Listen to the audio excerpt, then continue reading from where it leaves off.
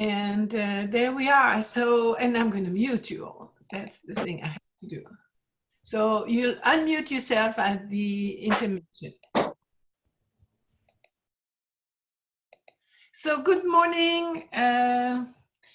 Today the program is kind of nice and light, though there's a lot of history within that, and not only French history, but it's part of the English history too.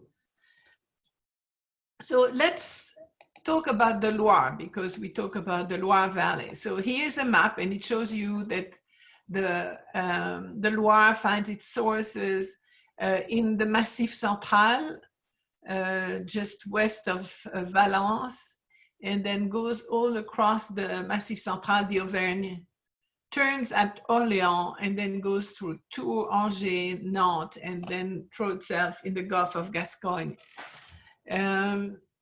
The name of the Loire comes from the Latin liger, and you have this up here, liga, and that becomes liger, L-I-G-E-R.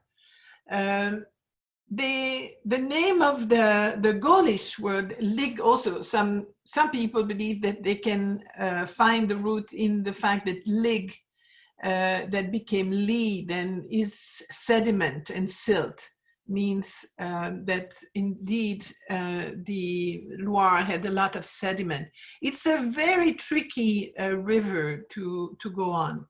It has lots of tributaries, and then it played quite a role because in the 9th century, the Vikings became invading the west coast of France, and they used their longships to navigate the Loire. And that was quite a challenge, by the way, because there are places where there is a lot of white water. In 853, they attacked and destroyed Tours and the famous abbey that existed there. Then later destroyed Angers, so you can see Tours and Angers in raids in 854 and 872. And so there were lots of conflicts. Also, the Loire became the line between the French territories and the English territories that were here with the Aquitaine.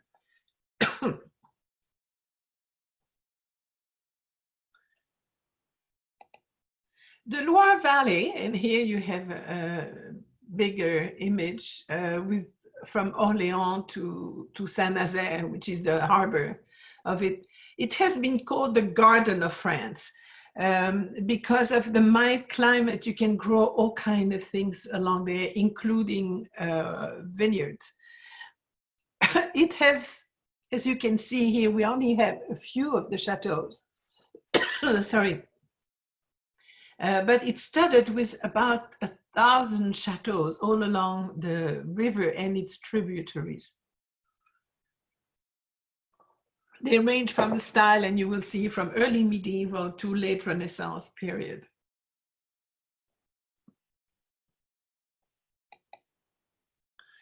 A few dates. This is just to give you an idea that the Loire Valley was invaded by the Vikings multiple times in the 9th century. And then it became really that kind of border for the first 100-year war that ran from 1159 to 1259, and the second 100-year war from 1337 to 1453. The castles were, of course, impacted by all these invasions and wars. So we find that many of the early castles were built to try to repel the Vikings.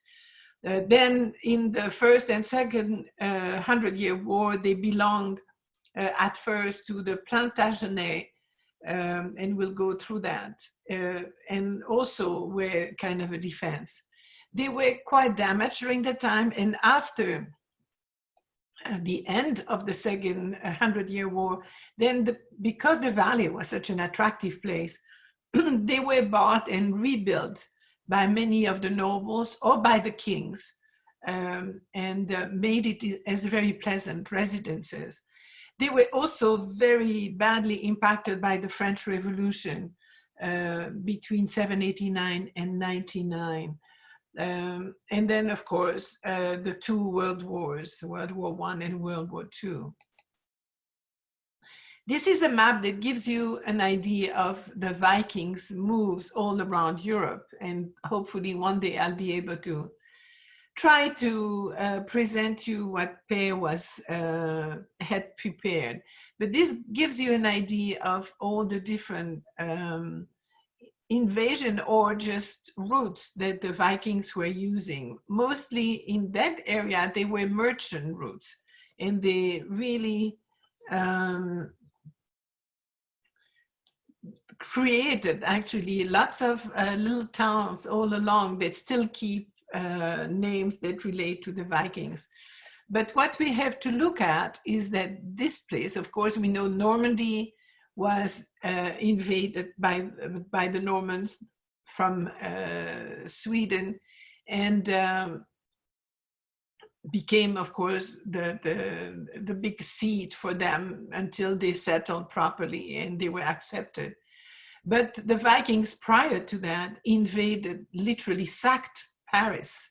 That's the arrow you see here, and the arrow that you see here is the one when they went through the Loire Valley.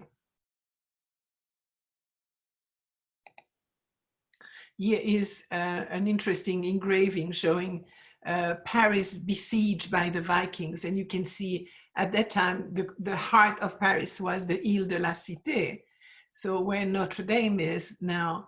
But you can see how they represented really well fortified, but all the longships of the Normans attacking the city.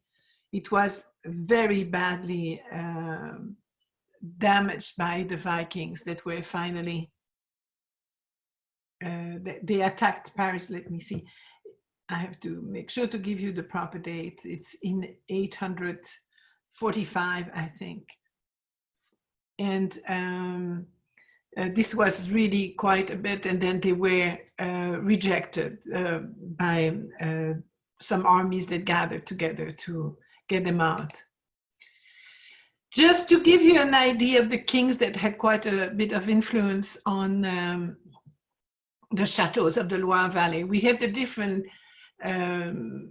dynasties, starting with the Merovingian and Clovis. I did ... because the others were not of interest to us. The Carolingian, with Pepin the Short at first, and then his son Charlemagne, who played quite an important role in France and in Europe in general. When that line went to nothing, no heir, then we have Hugues Capet, who is the head of the Capetian dynasty. And the kings that really interest us are here below, but it's the real interest in the Chateau of the Loire Valley started with the Valois line, and starting with Charles VI, Charles VII, Louis XI, Charles VIII. The only Valois-Orléans king, Louis XII, who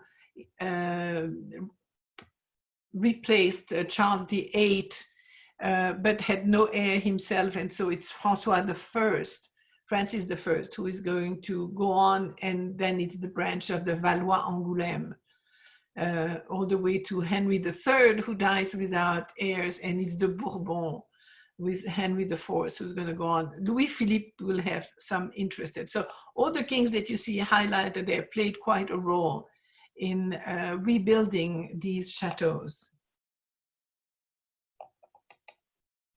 One more map, it gives you an idea. I'm going to show you some of the dynasty, the English dynasties, but the Angevins were part of the Plantagenets. And it gives you an idea that at the time, the English, because the Angevins were leaning towards the English, were holding more territories than the French being in green.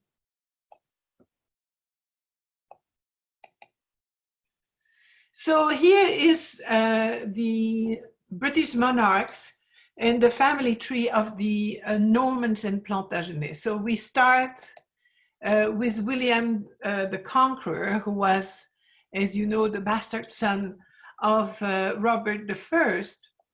And William, of course, in 1066, went to England, called by the King Harold, and conquered that part of England and literally settled.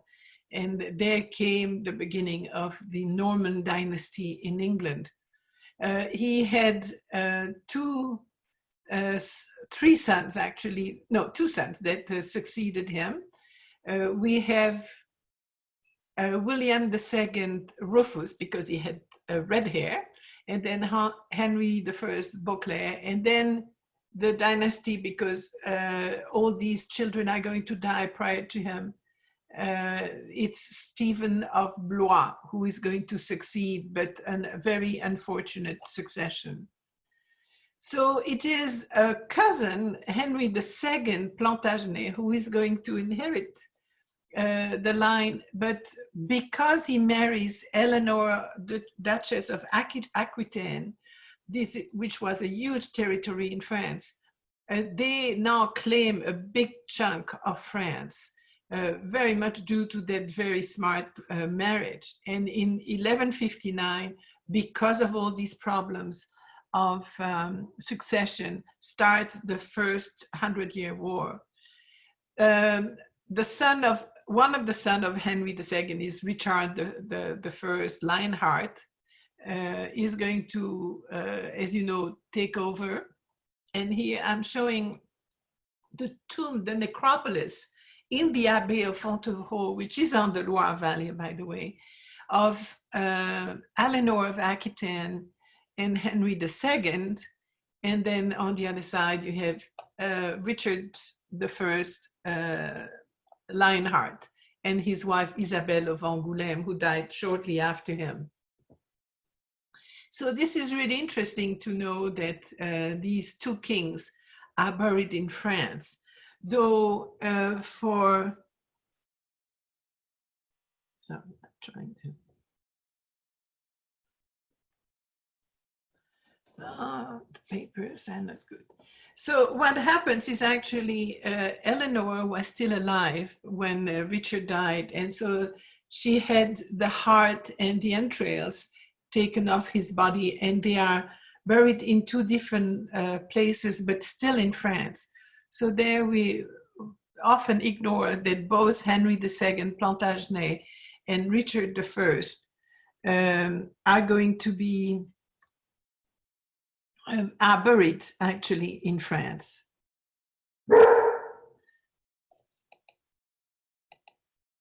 As you know, after Richard died, and actually during the time he was prisoner in the Middle East, John I Lackland was king.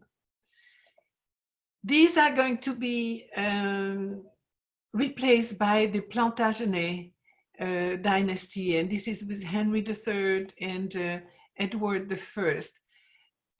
The Plantagenet comes from actually that plant, which is a genêt in French, and plante genêt, so their name actually means from the plant of the genêt. So we have, during the Henry III's reign, we have the end of the first 100-year war, and then he will be succeeded by Edward I, and so on and so on.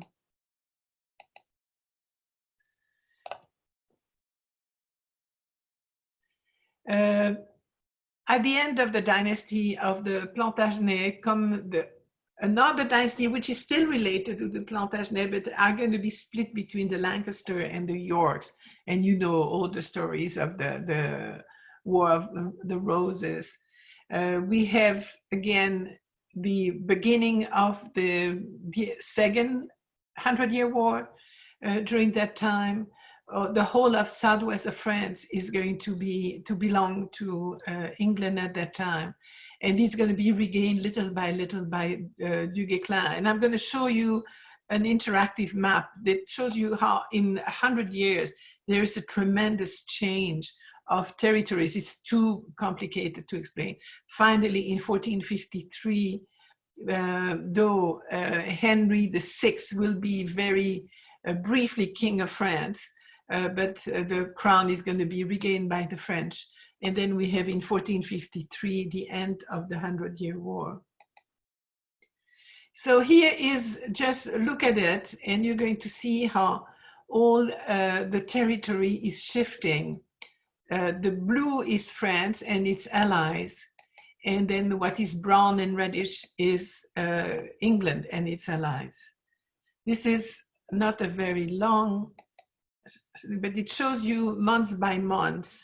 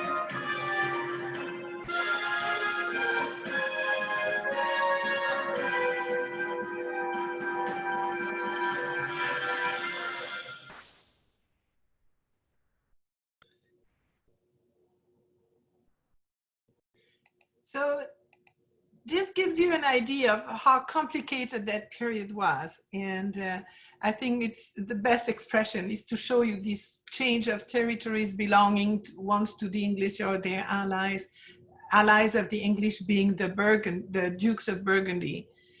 So here's another map, and it's a lovely map that shows you where most of the important chateaux are. The landscapes of the Loire Valley is really characterized by a great combination of rivers and forest. And you have to realize, for people that were coming from Paris, being there, having the forest allowed them to hunt. Don't forget that hunting was a privilege of the aristocracy and for the king. The simple peasant was not allowed to hunt at all. So this was a great place for them to be. They could hunt, they could enjoy the mild climate of the valley. They also started calling on different trades to come and decorate all these chateaux, particularly once the second 100-year war is over. Then nobles and the kings are going to go and buy many of these chateaux that were in ruins and rebuild them with different tastes. Of course, at the time of Francis I, he's going to bring some Italian artists and craftsmen. And so this really gives to the valley a particular profile that really became very French. So you have Italian influence, you have Northern influence from the Flemish artists, and that became really a style appropriate to the Garden of France.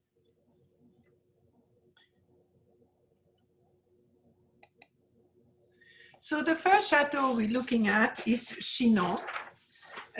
Chinon, as you can see, is a stronghold and was really quite an important place. The site was fortified. At first was 5th century, stronghold castrum during the Roman period. Then, of course, it had a logical follow-up with, in the 10th century, being turned into a pretty much a fortified stronghold. And this was, in fact, to resist the attacks of the Vikings as a very strategic point, as you can see up there.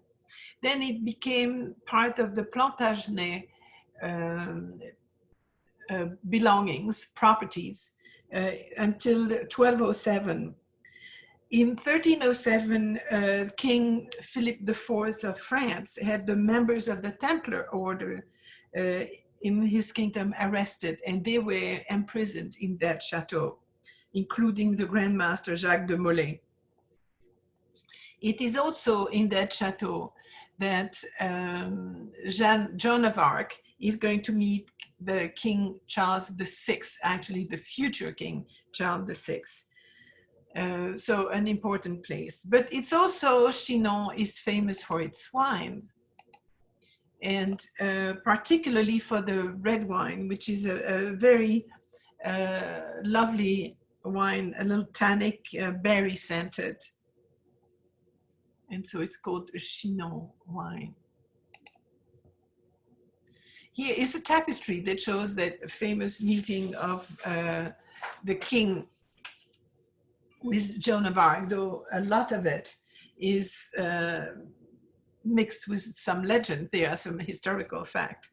Jeanne was born in 1412 and died very young at age 19 in Rouen.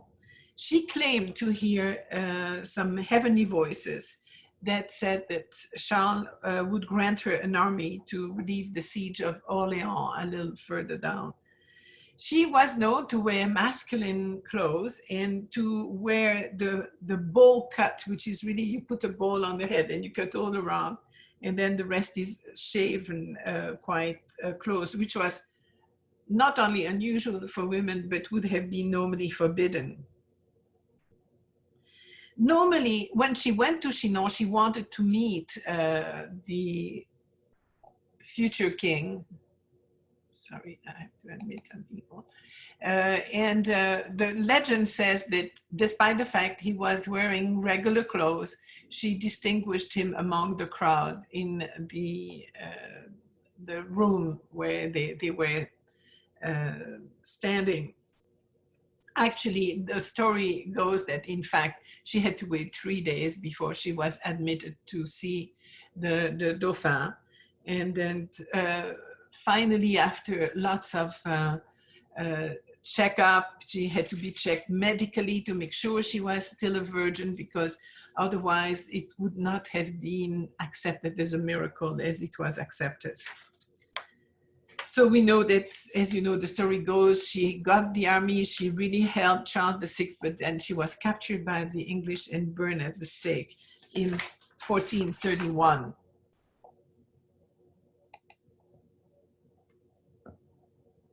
Here are some of the apartments that were restored. So you can see in which condition they were, and the restoration took place actually very recently, but gives you a better idea on how it would have looked. And as you can see, it really has a magnificent view of the valley. These were supposed to be the royal apartments. Another chateau is the Chateau of Saumur. That was equally a stronghold. As you can see, all these are very strategic locations. So it was originally constructed in the 10th century as a fortified stronghold against the Viking again. It's located in the city of Saumur, and is at one of the confluence between the Loire and one of its tributary, the Chateaux. It was destroyed in 1067 and then rebuilt by Henry II of England, so Plantagenet, with a lot of changes since, until the 16th century. Saumur is very known for a particular equestrian school that is very famous. It's the Cadre Noir, the black frame, if you want, extremely known because of great quality. And because of the proximity to the Cadre Noir, the Chateau of Saumur has become a museum dedicated to horses and riding. Here is actually an illustration of, in the Tréricheur of the Duke of Berry, of the Chateau of Saumur that corresponds to the months of September in the famous calendar of the Tréricheur of the Duke of Berry by the Limbourg brothers. And you can see the labor of the months where in September they are still harvesting these are vineyards, vines, and you can see how they're carrying away the grapes. But you can see that the chateau hasn't changed very much since. This is the same facade, the south facade of the chateau.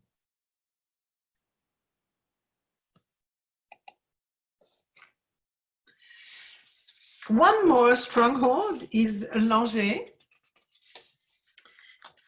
Again, a very good example of late medieval architecture.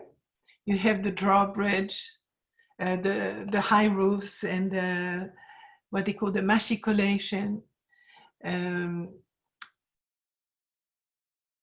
It was the second castle built by Fulk of Anjou, so one of the Angevin king, the dynasty that belonged to the Plantagenet. So under the Plantagenet, it was fortified and expanded. Richard Lionheart also had his hand at it.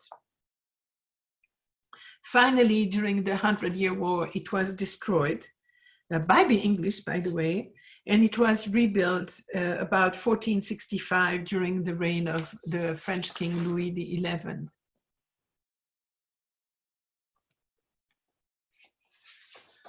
It is in that chateau that took place the marriage of Anne of Brittany to King Charles VIII. Now, it is a little trivia there is that Anne of Brittany was not in agreement with that marriage, but had no choice into it. And so it is said that when she got married with Charles, she came with her courtiers that were carrying 2 beds. And I think that was a clear message. She didn't want to share the bed of her husband. This actually marked the permanent union of Brittany and France, Brittany being belonging to the British at the time, and then became independent. But from that time on, it became French. Here are some of the interiors. Many of these chateaux have had the luck of regrouping some of the furniture that had been saved after the French Revolution, and they've now beautifully redecorated many of these chateaux. It particularly also holds some great series of tapestries. One of the most celebrated chateaux along the Loire Valley, this is the royal chateau, is the Chateau of Amboise on the bank of the river. And this gives you an idea on how difficult the navigation must be on the Loire.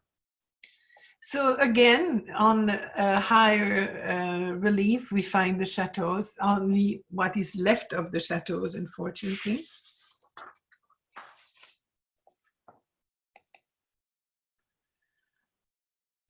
It was expanded and improved over time, finally seized by Charles VII after, and this is always interesting, after the former owner, who was Louis of Amboise, was convicted of plotting and condemned to be executed, but finally was pardoned, but the king kept the chateau. This was the residence of a whole series of kings, Charles VII, Louis XI, Charles VIII, Louis XII, Francis I, Henry II, and then the brother of Louis XIII, Gaston of Orléans.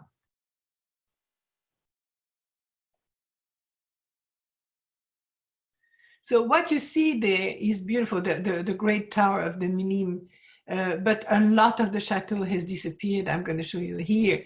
In all that you see there in brown is what has been destroyed. So this is only what you see there is what is left. But that whole area here was filled with buildings.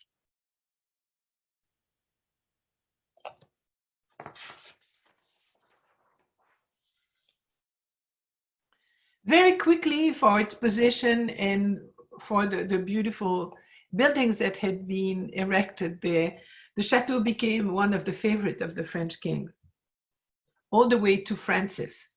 And then Francis started moving closer to Paris and had, of course, built Chambord, though he didn't spend much time there, but it's in Fontainebleau that he spent most of his time. The old castrum that was at the origin of this chateau was demolished. And actually the stones of that old chateau were the basis for the building of the new residence. Mostly it is in Gothic, in Rayonnant style. It was decorated with extraordinary tapestries and carpets, Flemish tapestries, gold plate and silver furniture. And then, of course, they added a chapel that you can see here that was dedicated to Saint Blaise. Following the Italian War, Charles VIII, I'm sorry for that superposition, Charles VIII is going to, sorry, what am I saying? Charles VIII is going to bring Italian architects and artisans to France to work on the chateau. And of course, Louis XII came then and built a gallery all around the terrace. As you can see, this is all the gallery that was built around it. King Francis I was raised at Amboise that belonged to his mother at that time. And he invited Leonardo da Vinci to come and live there, and actually gave him a small chateau that we will see later on, the Clos-Lucé. He had actually an underground passage that was going from this chateau to the Clos-Lucé, so they didn't have to run into people on the street.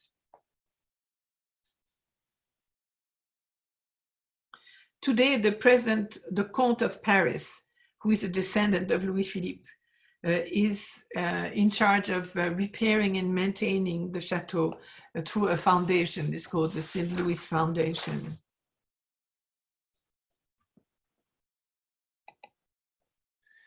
The interesting towers that you see here, this is the Millennium Tower, and it's the same with the Tour de l'Urteau, which is on the other side of the chateau.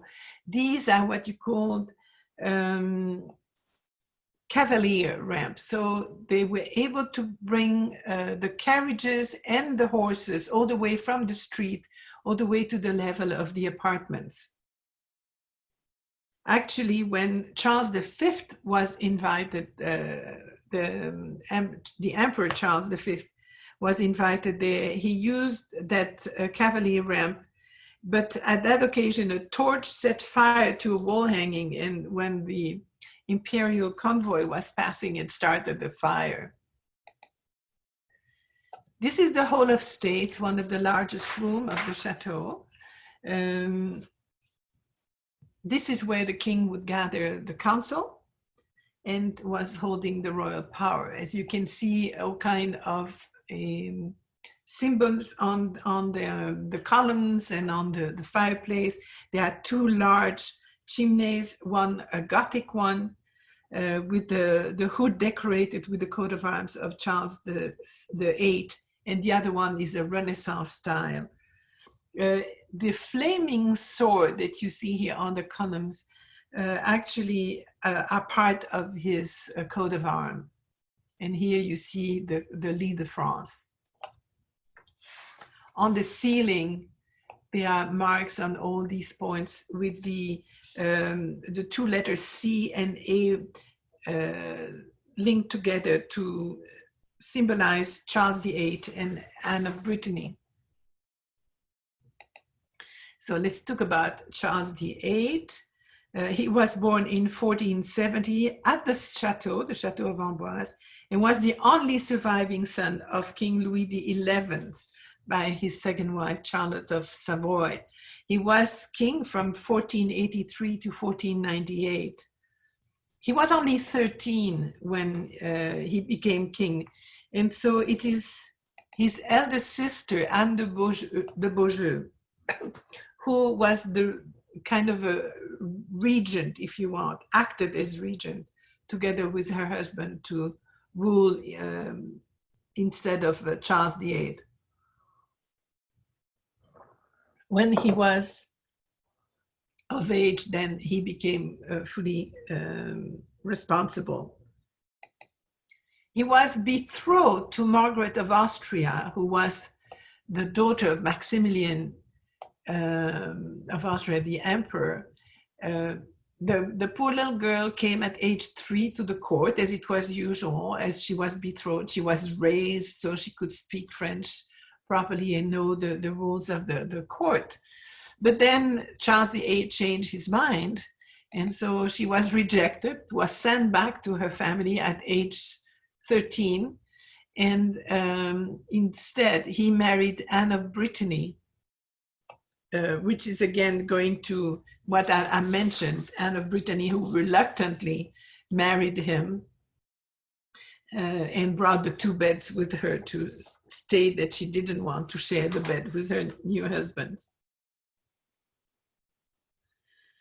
What is interesting is Charles VIII died by a stupid accident. Actually, he had gone to watch a game of jeu de paume, which was the tennis of the time, and he struck his head on the lintel of a door while returning from the game and fell into a coma and died 9 hours later. he was the last of the elder branch of the House of Valois, and so was succeeded by Louis XII. Here are two more of the rooms in Amboise. As you can see, they recovered all the period furniture that they have in their coffers. France is very rich in these, has great reserves of furniture, and so is very keen in showing it in these chateaux. Beautiful tapestries, of course, which were a very important part of the decoration, but also of the insulation against the humidity of the walls.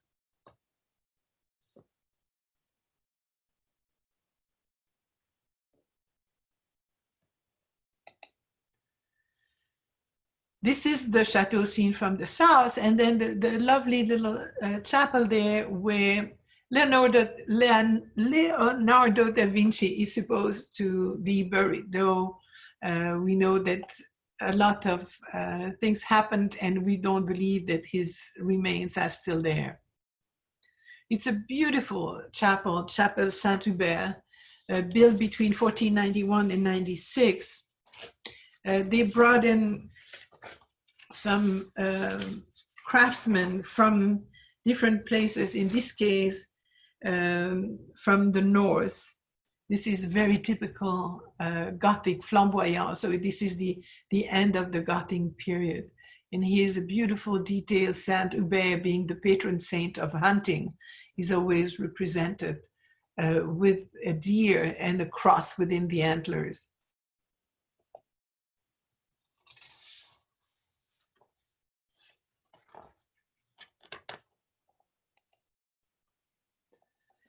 Another date that is important in the history of the chateau is the Amboise conspiracy. This is a time where early in the 16th century, we know we have the beginning of the gains of Protestantism. And that Loire Valley, by the way, was very much a nest for Protestants. And so you had two different factions. You had the Duc de Guise, who was very much a Catholic, and then you had the Huguenots of the House of Bourbon that were going against him. At that time, the Duke of Guise was really ruling instead of the young Francis II, who was very young and very weak. And so he really fought all he could against the Protestant advances.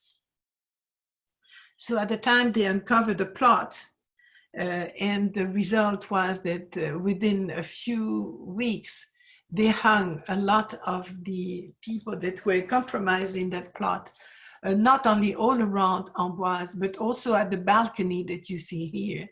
And you see here an engraving showing this. And literally, the court had to soon leave the Amboise because the smell was so bad, the habit being to leave the corpses hanging until they would rot. You see here a drawing of François de Guise by the school of Cloux and his brother, the Charles Cardinal of Lorraine, who was also a Guise originally. The Clos-Lucé is that lovely little chateau in which Leonardo da Vinci lived his last years after being invited by Francis I. It's about 1,500 feet from the chateau, but as I said, had an underground, literally a walkway to go to the chateau, the underground passageway, that's what I mean to say. It was built in the 15th century, again on a Gallo-Roman foundation, and it was acquired by Charles VIII for his wife, Anne of Brittany. The Charles IV of Alençon and Marguerite of Valois settled there in 1509, and then they sold the Chateau, the Clos-Lucé, to the mother of Francis I, Louise of Savoy. This is where she raised her two children, the Duke of Angoulême, who is going to become Francis I, and Marguerite of Navarre, who was a super smart lady. So in 1516, Francis is going to invite Leonardo and gave him this chateau to put it to his disposal. Here's the back, the courtyard. You can see the beautiful design with the white window frame in white stone on red brick. Inside here is where Leonardo allegedly died.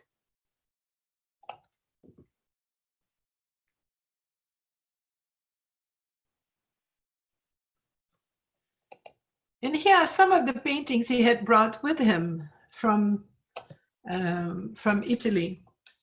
So don't believe that these works were looted by the French for once, but in fact they were brought down with Leonardo from Italy, and then were legated to the king at his death. This is the Mona Lisa, of course, St. John the Baptist, and the Virgin with Jesus and St. Anne. This is absolutely a beautiful space. Here's the room of Marguerite de Navarre, so the sister of Francis I, who lived there prior to Leonardo. She was a very well-learned lady and very active in many fields. In the yard of the Clos-Lucé, they have now erected some of the things that Leonardo had created, invented. So they literally applied the drawings to reality and reconstructed the helicopter, the transportable bridge, and the two-level bridge that had been designed by Leonardo.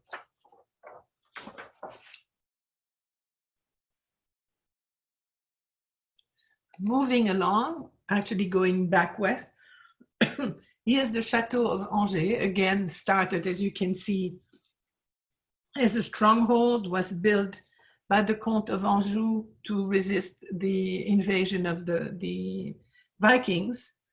But then it became part of the Angevin Empire of the Plantagenets during the 12th century, until it was conquered in 1204 by Philip II, the French king. The castle, the huge castle, was built at that time during the minority of the grandson, Louis XI, the ninth, sorry, who was sanctified later on as Saint Louis. They put an enormous amount of money in that chateau, but then finally John II Le Bon gave the chateau in 1352 to his son Louis, and Louis added the chapel, but then took the embattlement of all the towers later on. Here is some of the building. This was a much bigger chateau inside, but most of it has been demolished. It contains, though, some very interesting collection of tapestries designed by Hennequin de Bruges and as a painter, and Nicolas Bataille was the weaver. It's one of the largest series of tapestries that still exist, and it's one of the oldest too. These were commissioned in 1373. They represent the story of the apocalypse from the book of Revelation, and were originally 90 scenes.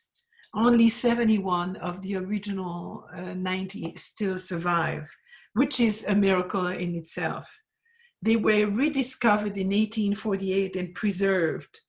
They were returned to the cathedral where they belonged originally, and then were exhibited in the Chateau of Angers. Now, it's a big question that can be asked is this is far too many tapestries to be used within the decoration of the chateau. So they have come to the idea that in fact, these were displayed outdoor at certain times for certain occasions. They would have frames installed in the yard, and they would be hung outside. Otherwise, they would be folded. Now, the reason why many were destroyed is that they were used for packing purposes during the French Revolution. So some of them were cut. The colors are still absolutely incredible. Here you can see the first horseman, who symbolizes conquest. And then the fourth horseman, who symbolizes death, as you know.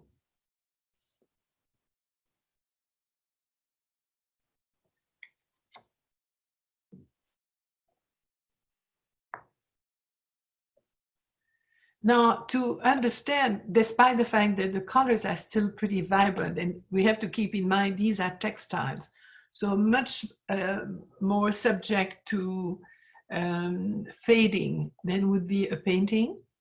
But if we look at the back of one of these, we can see how much deeper the tones, the colors were, because the back of the tapestry is not subject to light.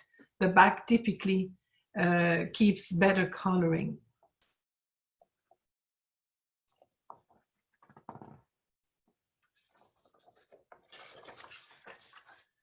So at this time, I'm going to give you about 6-7 minutes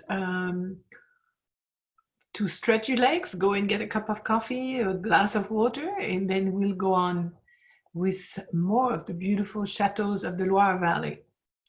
Please, if you have questions, do unmute yourself. There we are. And we're moving, oh, that's what I had shown you already. And we're moving to Blois, which is on the opposite shore that Amboise is. And this is a very interesting chateau because it really reflects a whole series of periods, different styles depending who built it. So you go literally from late Gothic to the late Renaissance, and classical with Gaston of Orléans. So here's again, you have the really old 13th century part that are the number 1 and 2. So 1 and where is the 2? Should be probably hidden somewhere there. Oh, let me go back to this. Yeah, 1 and 2. And then the Gothic period to the Renaissance, we have the 3, 4, 5. The Renaissance itself is number 6, is that big wing, the Francis I wing, that you can see here, by the way. And that's very typically Renaissance, very symmetrical and beautiful proportions. And then the classical period is number 7 with the wing of Gaston of Orléans. And you can see the Loire running there. So these are these interiors. So this is the very large courtyard. And you can see here the Gaston of Orléans, so very classic. You see the columns. Then you have the Renaissance with the superb staircase there that is so famous. And then the Gothic style we saw at the Clos-Lucé, the red brick, and then the beautiful frame in white stone.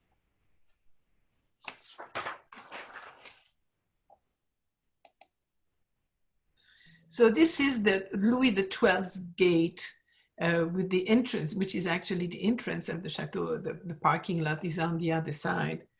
And so again, the States Depot have furnished the chateau with works of the 16th and 17th century. So this is what makes it so pretty to look at. In the very middle, you have the King Louis XII on his horse. And then in the very, just below there, you have the porc-épic. So here that you see, that was the emblem of Francis I and Louis XII.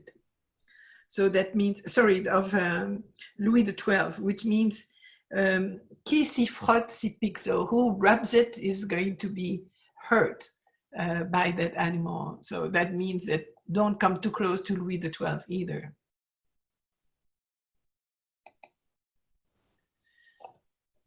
The Louis XII wing with the chapel on the right. Again, you have mostly Gothic, though there are a few elements of Renaissance that were added later on. So the Louis XII was called the father of the people. This is a work, by the way, by Jean Péréal in 1514. So what is interesting, and again, you think of these people having to marry just for the sake of the monarchy. So in 1476, Louis was compelled to marry his cousin, Jeanne of Valois. Louis XI wanted to push him to marry her because he knew she was infertile, she was sterile, and she had a humpback. She was a poor creature. At that time, by the way, she was 12. And Louis actually hoped to extinguish the Valois branch of Orléans. So Louis XII had his marriage annulled with her and then married Anne of Brittany. She was actually the widow of Charles VIII. But by this marriage, they reinforced the link with Brittany, which was very strategic and really important.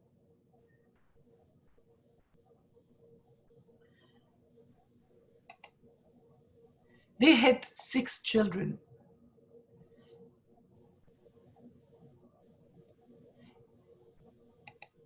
But at the death of Anne of Brittany, then he married Mary Tudor until his own death in 1515. So very briefly. So let's look at the chateau. Here we have the facade of the lodge, which is the Renaissance facade, very large facade that really that is much higher. As you can see, the street comes here. So it really is very imposing from down there.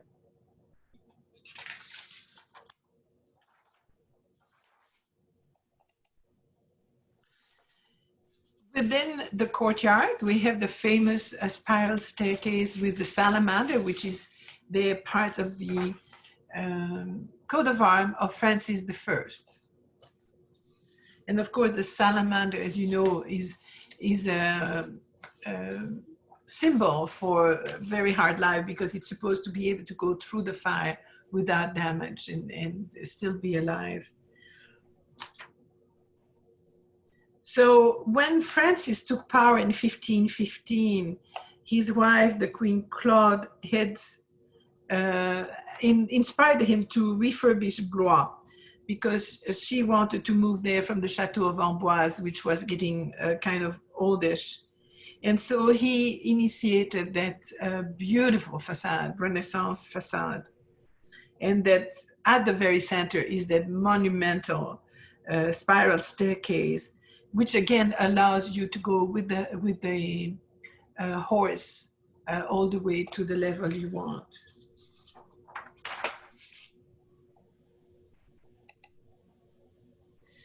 Now, a much more recent in that dating to the 17th century is the Gaston of Orléans wings with the not the Baroque never took on in France. It was a much more classical style than what the way developed in many other countries. So you have that very well proportioned, you know, following the rules of the classical architecture with the columns, the Greek columns at the bottom, and the beautiful windows, and of course the portico. On the right, you have a staircase inside with the cupola, so you can see how extremely richly decorated is the inside of the chateau. Now, we have to get used when you visit to see completely different styles. If we see, for example, the Hall of States here, that was built in the beginning of the 13th century, we have a completely different flavor, if you want. First of all, it's mostly done with a wooden structure, and then polychrome as it would have been done at that time. This is where the justice, the Court of Justice for the Comte de Blois was done during the late 16th century. Gallery of the Queen, with the beautiful tile work on the floor. And then right now, of course, we have to see that all that decoration is not the way it was at that time, but they have recovered a lot of older furniture that would be contemporary with this. Small portraits that would never be hanging that way, by the way. Portraits like this were stored and you would pull them when necessary or when curious to see it. The larger paintings could be hanging, but these wouldn't. They also have a collection of old instruments, this one being an Italian harpsichord of 1572.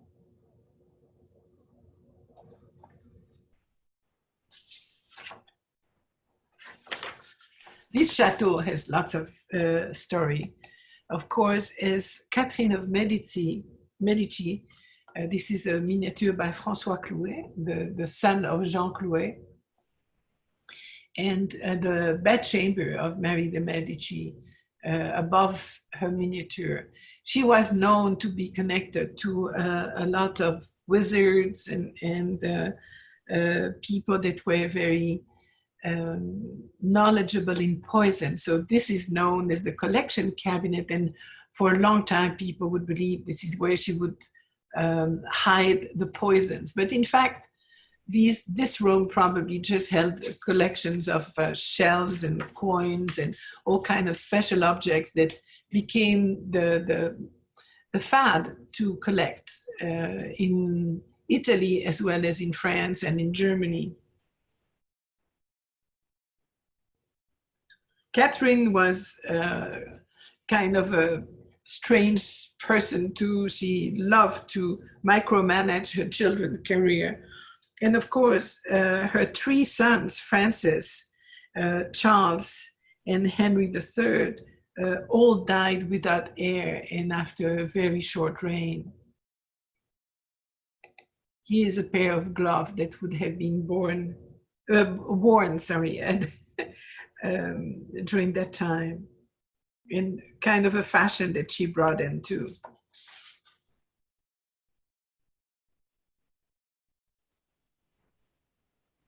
These were, by the way, perfumed gloves. And so these, she really brought that fashion to the court. Now, the chateau there was the stage for a very known murder. And that's, I talked to you about the Duc de Guise before.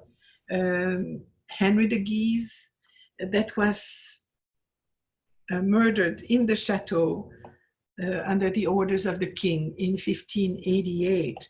The story goes that on the 22nd of December 1588, the Duke spent the night with his mistress. And she was, by the way, a spy that came from the group of Maiden of Honor of Catherine of Medici. So after that good night, he went to the Chateau Blois, called by the king to come and talk to him. And he was at that time going from one room to the other. There was a little hallway. He was assassinated by what is called the fortified, the king's bodyguard, while the Henry III looked on. And this is a much later painting, but representing the Duke on the floor, the people that killed him, and here's the king contemplating his enemy on the floor. Actually, 7 months later, Henry himself is going to be assassinated too in another chateau. Now, the Duke of Guise was known not only for his scars, so he was called Scarface, but he was also known to be very tall. And so the king supposedly said that he looked taller dead than alive. Here is the room of Henry IV.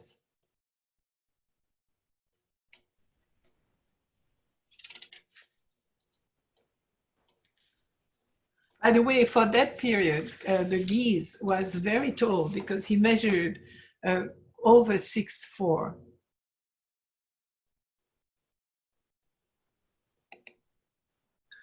Chambord is the largest of all these castles. Designed by Domenico da Cortona, it was commissioned by Francis I. And it blends a whole series of forms. You have some medieval details, but mostly it's classical Renaissance. This is the largest chateau of the Loire Valley. And guess what? It was just built as a hunting lodge for the king. Here's a view, an aerial view that gives us an idea of the incredible intricacy, particularly of the roofline. Francis, who was the arch enemy of Charles V, the Emperor Charles V invited Charles V there just to show his power. In fact, when Francis I died in 1547, he had only spent 72 nights in the chateau in 32 years of reign. Now, as so many of these chateaux, in 1792, during the French Revolution, a lot of the furnishing was sold and a lot of the timber decoration was removed. So for quite a while, the chateau was left abandoned. And it's only in the 19th century that they started restoring it. Actually, during the First and Second World War, a lot of the collection from the Louvre and of other chateaux closer to Paris were moved to the Chateau of Chambord for safekeeping.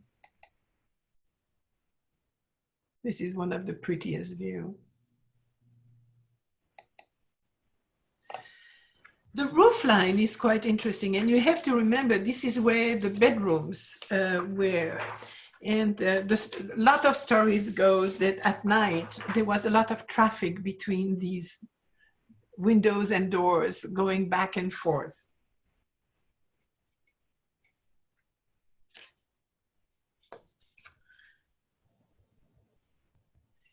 It shows 11 different kinds of towers and 3 types of chimneys. So when you look at this, it's a little town in itself. Inside, one of the architectural highlight is the double spiral staircase that ends up here. So this is what, when we talk about the lantern, this is what we're talking about. So here is the base of that helicoidal stair. Double spiral staircase means that you can go up the stairs without ever seeing somebody coming down, because you have 2 things that never meet. It is illuminated from above by that famous lantern that is attributed to Leonardo, who by that time was in France and is allegedly supposed to have designed it. And knowing his mind for intricate story, we can believe that he might have designed that staircase and the beautiful lantern that illuminates the same staircase. Let's talk a little bit. Yeah, here you have some other views, really beautiful. This is so reminiscent of a snail and quite connected to the golden number, the Finabucci series. And here you have a little model that shows you how it is. So if you are on this one, you will never meet the person who is on that one. So let's talk about Francis I. He is an interesting king because he did so much and he lost so much. He never won against Charles V and was actually even prisoner for a while of Charles V. He was the son of Charles, Count of Angoulême, and of Louise of Savoy. He was actually the great-great-grandson of Charles V of France. So this is a smaller branch of the Angoulême-Orléans. And he came to the power because Louis XII didn't have children. And he was a fantastic fighter. He went with Louis XII to Italy during the campaign and showed himself as a great warrior. But he wasn't really raised to become king. In France, the Salic law prevents women to inherit the throne. So they had to find a male heir to continue the line. He was a great patron of the arts, brought Leonardo. He was a man of letters, and he built, as we know, a lot. He also took a lot of steps to eradicate the monopoly of Latin so that have French become the national language. As I said, militarily and diplomatically, Francis' reign was a mixed bag of success and failure. But he also privileged contacts with the New World and Asia. So in 1505, Louis XII, being ill, had ordered his daughter Claude and Francis to be married immediately. And so they got married in 1505. Claude was the heiress to the Duchy of Brittany through her mother, Anne of Brittany. And so once Anne died, the marriage took place in 1514. Louis died shortly after that, and Francis inherited the throne, and Claude was his queen consort. He had, Claude of France was at that time a woman that was partly handicapped and was a pretty hard character. So he had a very, so anyway, she gave him 7 children, including Henry II, and she died in 1524. At that time, he married Eleanor of Austria. Eleanor of Austria was, in a sense, a gauge for Francis to be at peace with Spain, that had been the arch enemy. Eleanor wasn't happy to be married to him and was very clear about that, and he was completely indifferent to her. At that time, he had a girlfriend who was Anne de Pisseleu that you see here on the left, with whom he had quite a long relationship.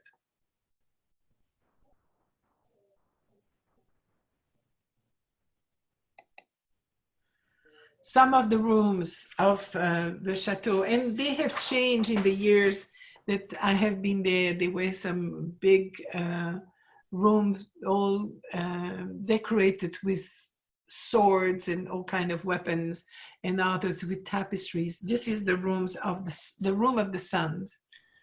So you have very heavy frames all around, and the hunting.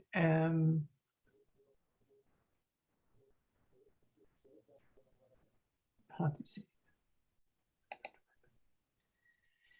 The Queen's bedroom in the 17th century, great tapestries. Louis XIV ceremonial bedroom, though Louis XIV very quickly went back to Paris, of course, with Versailles, but he snubbed pretty much the Chateau of the Loire Valley, though the nobility liked to go there. Chenonceau is probably the most charming to me, just because of the fact that he expands above the Cher river there. But it's a very pretty chateau. It actually was built by Jean-Marc in 1430, passed to his son, but by lack of fund, he had to sell it to Thomas Boyer, who rebuilt the chateau. The chateau went down to the son, Antoine II. The Thomas Boyer was the chamberlain to the King Charles VIII. So what he did is demolish the chateau and kept just the large tower, the 15th century keep, and then build a completely new residence between 1515 and 21. It is his wife who actually oversaw the rebuilding. And she was very keen in inviting the French nobility. Even King Francis I came twice there. In 1535, the chateau was seized from Boyer's son, Antoine, by Francis, because they had unpaid debt to the crown. And so after Francis died, the chateau went to Henry II, who offered the chateau to his mistress, Diane of Poitiers, who really loved that chateau. But so she also is the one who commissioned Philippe de Lorme to build the bridge joining the chateau to the opposite bank of the river.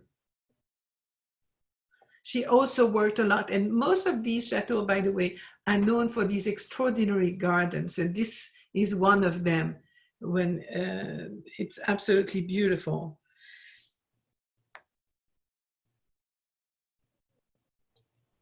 When Henry died, Catherine of Medici, who was so jealous of Diane de Poitiers, took the chateau back and then gave the pretty somber chateau to Diane in probably retaliation for the fact that she had been the mistress of her husband.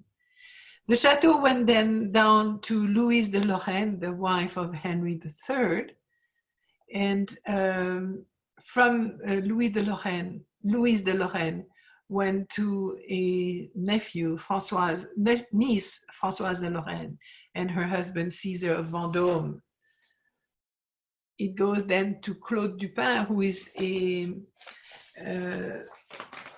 who was not a noble family, and they just went down from in 1864 to Marguerite Pelouse, who was also just a rich merchant, family of rich merchant, down to José Emilio Terry, and then Henri Meunier, who was at the beginning of the 20th century, the last owner. They entrusted the family's restoration to a great architect and really brought the chateau back from its cinders, where it really restored it to its former glory. I have to show you Catherine of Medici, Louise de Lorraine, Gabrielle d'Estrées, that was another mistress, and Claude Dupin, Louise Fontaine, Marguerite Pelouse, and Hélène Tiracelière. So these histories of the chateau are so complicated. Moving from Francis I is Henry II of France, the successor of Francis.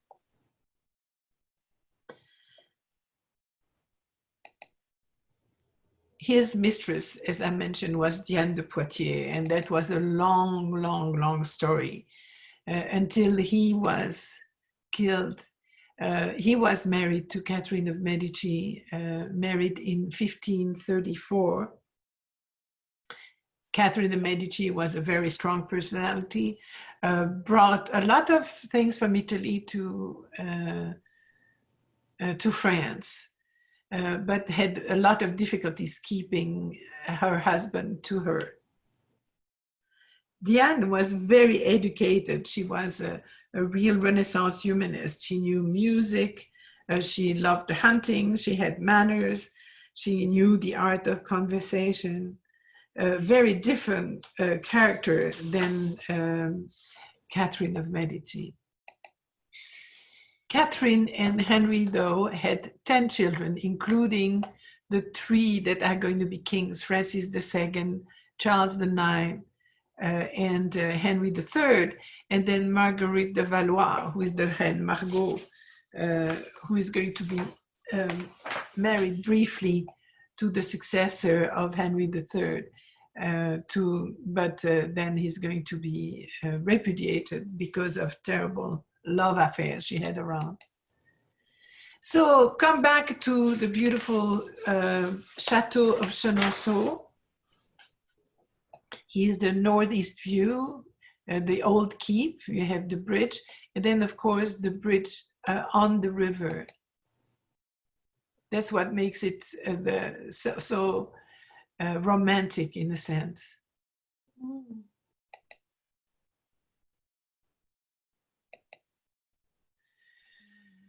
So this was a project for the expansion of the chateau that was never realized. You had the main block that is here and was going to be expanded all that way.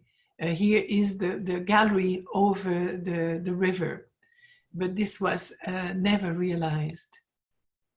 And this is the way it is now. Beautiful gardens, even a labyrinth in one part of the garden.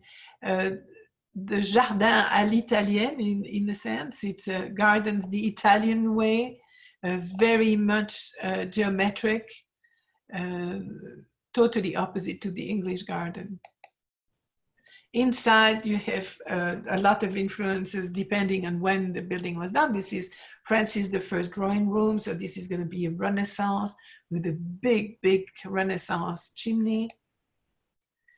The bedroom of Catherine of Medici with a very nice painting on the wall and the beautiful tapestries.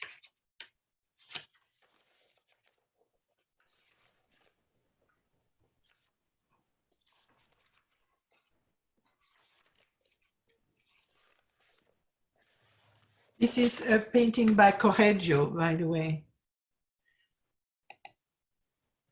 L'éducation de l'amour, so education of love. And then the famous gallery over the bridge. So the gallery itself, it was just a bridge at first, and then they built a gallery on top of it, which was, by the way, used during the World War I as a military hospital. It welcomed over 2,200 wounded during the period of the First World War.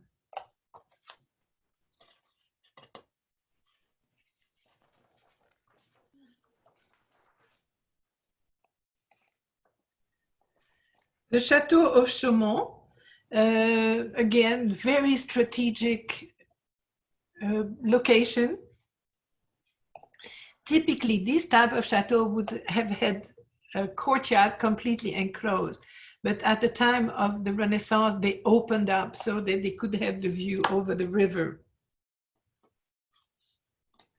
This chateau was put on fire, set on fire and razed under Louis XI as a punishment to the owners.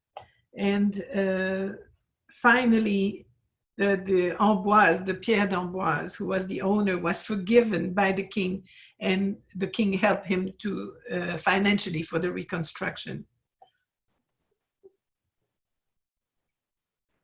The chateau was acquired by Catherine of Medici in 1560, and there she entertained a lot of her famous astrologers, among them Nostradamus.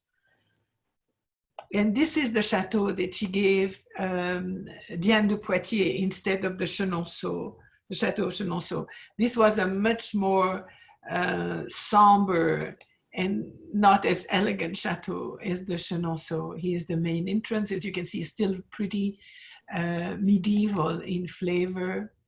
There's the chapel, and here would have been another wing that would have closed it. So this opened it during the Renaissance. Beautiful staircase and great floor of the lounge. These look like the tiles that you can find in Portugal and in Spain. The azulejos. The dining room with, again, a beautiful chimney and tapestry. And this is a later style for the lounge of the Prince de Breuil, who was the owner at the time. So this is 19th century. Cheverny is another of these chateaux that is not a royal chateau. The lands were bought by the Comte de Cheverny in the 16th century, and then rebuilt, redecorated during the early 17th century. It is used, for those of you that are familiar with Tintin, it was used as a model by Hergé, the author of Tintin, as the Chateau de Moulinsart, which was the great place where the Captain Haddock lived. Here's the view of the Maison de Cheverny early on, with beautiful Italianated gardens. And inside, this is really a hunting lodge. You have all the trophies around, so huge. Every single room has trophies, as you can see, even in the ceilings. And they still have the dogs, the hunting dogs there, and what you see them is with meat in front of them, so to train them.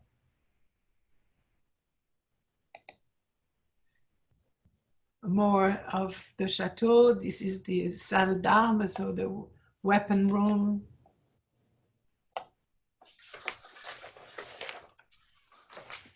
So very much of a warrior type of interior.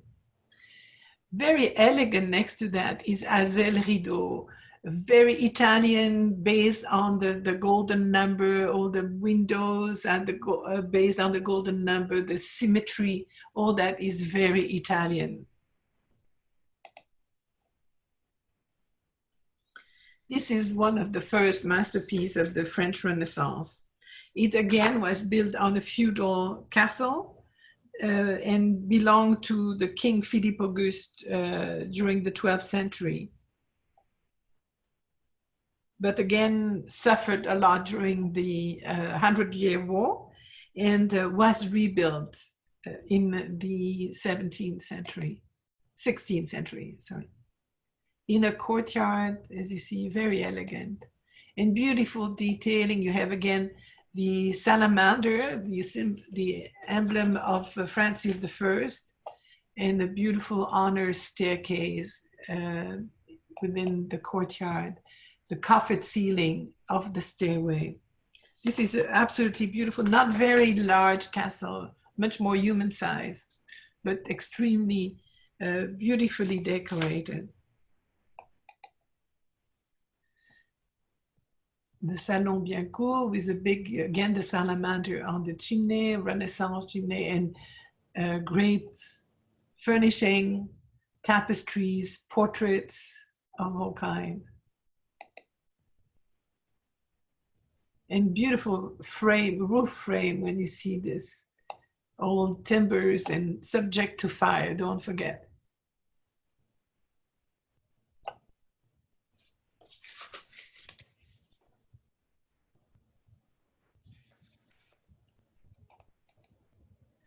The Chateau of Brissac is a very different style. It's again built as a castle. It was a stronghold at the time in the 11th century. And after the victory over the English, it became the property of Guillaume de Desroches. Then it was rebuilt in the 15th century by a wealthy chief minister to the King Charles VII. It was then acquired by René de Cossé, who was one of the courtiers of Francis I and has remained in the family since. The family of Cossé-Brissac is very famous. Inside you have the hunting room named after the tapestries that are hanging on the walls, and then Louis XII's bedroom. So the king must have come by. The grand gallery, the theater that is the 19th century theater.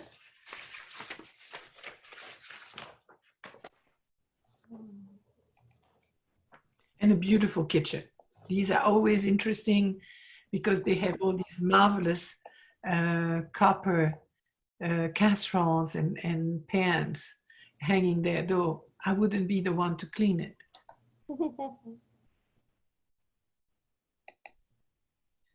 The Chateau of Ussé is another stronghold, as you can see, overlooks one of the tributary of the Loire.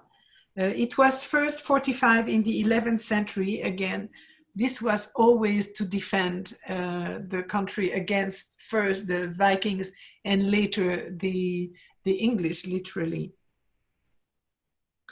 It was at first chateau made of wood and then was rebuilt in stone. By the 15th century, the chateau that was by that time in ruin was purchased by Jean V of the Boy, and he rebuilt it entirely in that mix of Renaissance and medieval style. Here's the way it looked in 1699, so much larger with the chapel and the whole courtyard. The gardens are beautiful, always very much the Italian style, very geometric.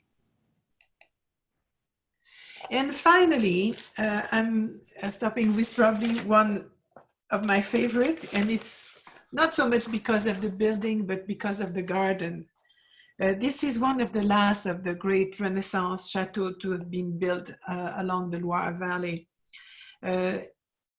Not only is the building itself a pretty harmonious building, but what is really interesting is what they did with the gardens that were in the early 20th century rebuilt according to the way the gardens were built in around monasteries. So where you had not flowers, but literally either vegetables or herbs growing around. So first, here is the chateau that is being heavily rebuilt. In 1532, the old fortress was razed to the ground, and then they built this, which is actually not so much Italian, but becomes really the French Renaissance style, not as much influenced by the Italian style that Francis had brought in.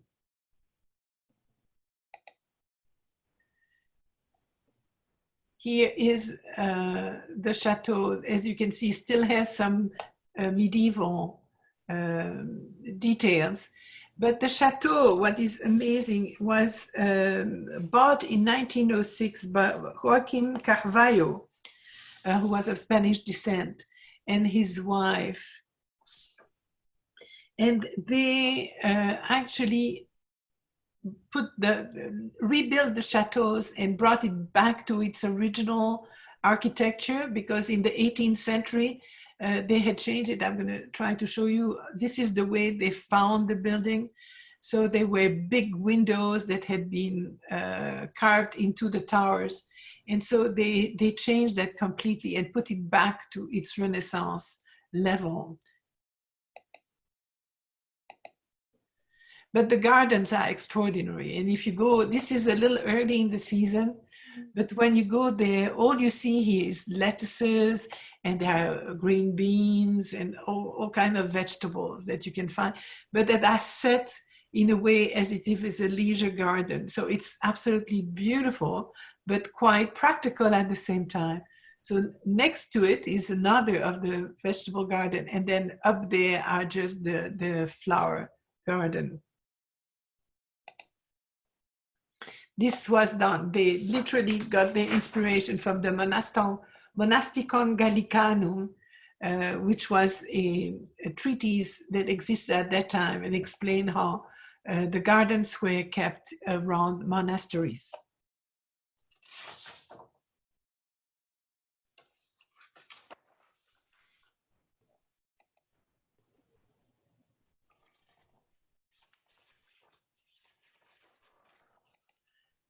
And this is an overview of the entire garden. So you can see this is very much the Italian garden with the very cleanly cut edges around flower beds. But then all what you see down here are all vegetables and herbs, as it would have been around a monastery. So sorry for my voice that keeps going. I want you to please